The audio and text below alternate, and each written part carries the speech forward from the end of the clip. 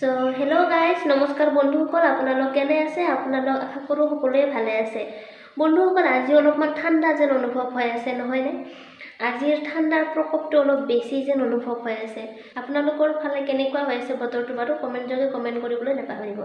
তো বন্ধুসকল, আজিৰ ভিডিঅ'টো বিশেষকৈ সেইসকলৰ কাৰণে যিসকলে নিজৰ লগত মিছা কথা কৈ থাকে, নিজক মিছা কথা কৈ কৈ এটা নকলি প্ৰডাক্ট বনাই লৈছে, সেইসকলৰ কাৰণে আজিৰ এই ভিডিঅ'টো। গতিকে ভিডিঅ'টো শেষলৈকে চাই থাকিবলৈ আপোনালোক সকলোকে মোৰ বিনম্ৰ অনুৰোধ থাকিল আপোনালোকলৈ।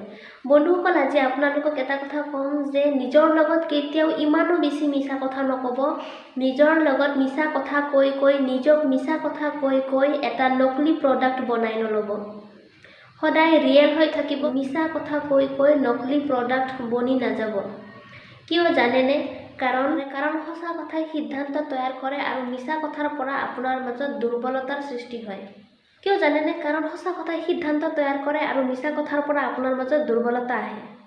ৰিয়েল হৈ থাকিব, সদায় ৰিয়েল হৈ থাকিবলৈ চেষ্টা কৰিব। তো আশা কৰোঁ বন্ধুসকল, কথাবোৰ আপোনালোকে বুজি পাইছে। আজিৰ ভিডিঅ'টোত এইখিনিয়ে আছিল। আকৌ লগ পাম এটা নতুন ভিডিঅ'ত। তেতিয়ালৈকে আপোনালোক সকলোৱে সুস্থ থাকক, ভালে থাকক আৰু সদায় হাই থাকক। ধন্যবাদ।